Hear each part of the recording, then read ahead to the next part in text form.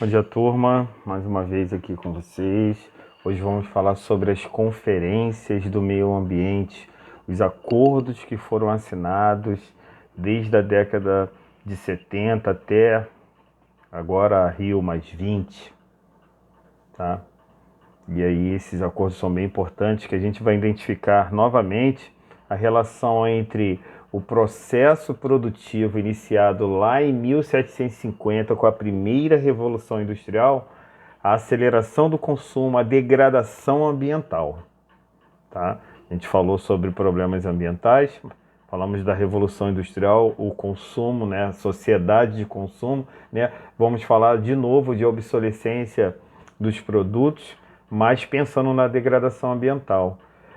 Vamos reconhecer, entender o que é o conceito de desenvolvimento sustentável, ok? É importante a gente pensar que esse desenvolvimento sustentável, né, eu tenho que produzir, eu tenho que usar terra, eu tenho que usar todos os recursos naturais, mas deixando essa atividade econômica para as gerações futuras também, tá? Vamos conhecer o conceito de ecodesenvolvimento, o que foi o protocolo de Montreal, protocolo de Kyoto, conferência de Haia, tá? A Eco 92, estou colocando alguns vídeos também na plataforma para vocês, né? O que é desenvolvimento limpo, o Acordo de Paris, agora há pouco tempo, tá? É muito importante a gente começar a pensar nesse capítulo, né, que a primeira conferência do meio ambiente ela se chamou Conferência de Estocolmo, né, e já avisava a, o meio ambiente e o desenvolvimento sustentável, né? Isso tudo porque quanto mais se produz, quanto mais chaminés, quanto mais indústrias,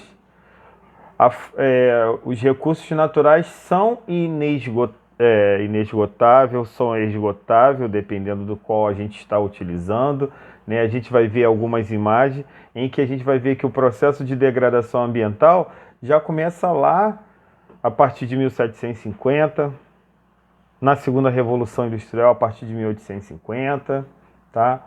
E aí a gente fala sobre essa primeira tentativa do homem em produzir pensando no meio ambiente, poluição atmosférica. Já se pensava na década de 70 na escassez dos recursos hídricos, da biodiversidade. A proposta é que os países ricos e os países pobres, ou desenvolvido ou subdesenvolvido, diminua a sua produtividade quanto ao uso do carvão, né? Países subdesenvolvidos, desenvolvimento a qualquer custo, e isso é difícil, ok? Desenvolvimento industrial seria a única maneira de melhorar a condição dos países subdesenvolvidos, mas podemos fazer de maneira consciente, de maneira em que, pensando no desenvolvimento sustentável, as gerações futuras também terão essa oportunidade de utilizar os mesmos recursos. Então, a Comissão Mundial sobre o Meio Ambiente e Desenvolvimento, ela começou a correlacionar pobreza à degradação ambiental, né? A gente fala até na teoria ecomalthusiana, né? Eu cheguei a citar com vocês no livro anterior, né? Quando a população é colocada como a grande dilapidadora dos recursos naturais, ok? E aí então não seria possível equilibrar o meio ambiente, resolver as questões econômicas entre os países, porque a disparidade seria sempre maior. Os países que já são desenvolvidos, né, eles têm tecnologias que vão passando, vão se tornando obsoletas e vão passando para os países subdesenvolvidos, ok? Então, cada vez mais a necessidade desse desenvolvimento sustentável, utilização desses recursos de acordo com a capacidade da reposição da natureza, equacionar problemas sociais, conciliar preservação ambiental. Tudo isso o livro de vocês está trazendo atenção, principalmente nos acordos que foram feitos em Viena e em Montreal, né? O grande vilão dessa vez foi o gás CFC, clorofluorcarboneto, né? Defesas e medidas protetivas, né? Para não se usar mais aquele gás do spray do aerosol, do desodorante. É interessante que a gente passa a usar um outro gás chamado gás SUVA, né? E nessa conferência ficou-se pensando na destruição da camada de ozônio, tá? Interesse em relação aos problemas ambientais ajuda a consolidar a mentalidade dos consumidores, a imagem do produto, né? E a gente ficou com aquele pensamento do aerosol, do gás da geladeira que era utilizado, tá? Então, Montreal e Viena, a gente já estava pensando na camada de ozônio sendo destruída.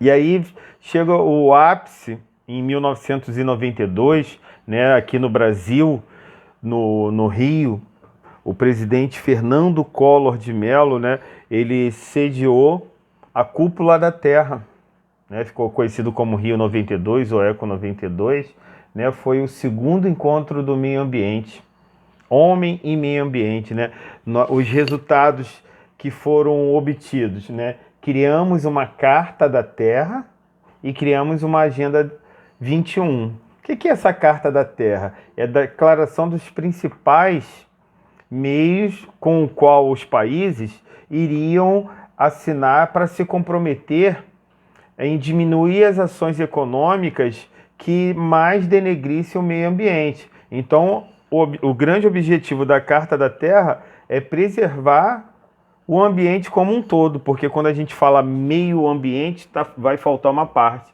porque eu não posso deixar de produzir, deixar de pescar. Vamos citar um exemplo, a sardinha para aqueles pescadores, e eles vão fazer o que para sustentar? Os pescadores estão num período que não pode pescar, então a gente tem que dar uma atividade econômica para eles, para a gente pensar no ambiente como um todo. Eu não posso deixar a população passar fome, né? Aí, de novo, o conceito de desenvolvimento sustentável. Aí, em 1997, né, 5 anos depois, mais 159 países, discussões sobre aquecimento global, o que estava causando o aquecimento global, vamos reduzir os poluentes, vamos diminuir os gases que têm um poder de efeito estufa, né? E aí a gente começa a tomar ações de querer reduzir, tá? Cobrar dos países da União Europeia, cobrar dos Estados Unidos, cobrar mesmo dos países desenvolvidos, porque são os mais industrializados, tá? A gente está falando no finalzinho do século XX, tá? Isso em 1997. E alguns países subdesenvolvidos não estabeleceram metas, onde houve a grande evasão de empresas para os países subdesenvolvidos. Quer dizer, as transnacionais vieram produzir nos países pobres, né? Mas incentivando o uso de energia limpa, mas uma energia cara, uma energia que ficou lá, entre aspas, quase sendo utilizada, né? Mas não conseguiu utilizar. E aí a gente teve a Conferência de Haia, né? Os Estados Unidos decidiram não ratificar o acordo. Eles se viram em situação desvantajosa, já que muitos estavam fazendo sacrifícios para atender as demandas. Os Estados Unidos não quis assinar esse protocolo de Haia. E aí então a gente faz o acordo chamado Agenda 21. Que acordo é esse? Estabeleceu objetivos a serem cumpridos no decorrer do século 21. Primeiro deles, melhorar a qualidade de vida da população combatendo a miséria, mudanças de hábito de consumo. Olha que coisa difícil de se fazer. Como mudar hábitos de consumo de uma população se essa população ela é guiada pelos donos das indústrias que pagam muito bem aos seus marqueteiros, né? Nós consumimos produtos até que nós nem precisamos, né? Já discutimos isso em outras aulas, né? Então, desenvolvimento de saúde, preservação de recursos hídricos, preocupação com o meio ambiente por conta da educação e campanhas de popularização.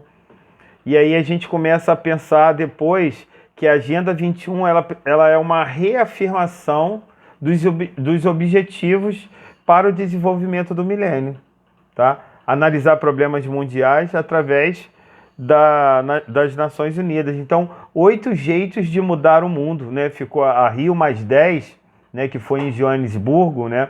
Foi 92, 2002, tá? Primeiro, 8 jeitos de mudar o mundo: acabar com a fome, educação básica para todos, igualdade entre sexo, e a valorização das mulheres, reduzir a mortalidade infantil, melhorar a saúde da gestante, tá? Combater as doenças, principalmente a AIDS, a malária, outras doenças que estão vindo por aí. Inclusive agora a gente está num período de pandemia. Qualidade de vida a respeito do meio ambiente, né? A qualidade do meio ambiente. E todo mundo trabalhando para esse desenvolvimento. Então é muito importante a gente pensar que depois a gente vai falar da Rio mais 20 na aula e vamos falar de 17 propostas em que nós colocamos para a eficácia da produtividade econômica visando o desenvolvimento sustentável, tá ok? A gente se encontra daqui a pouco.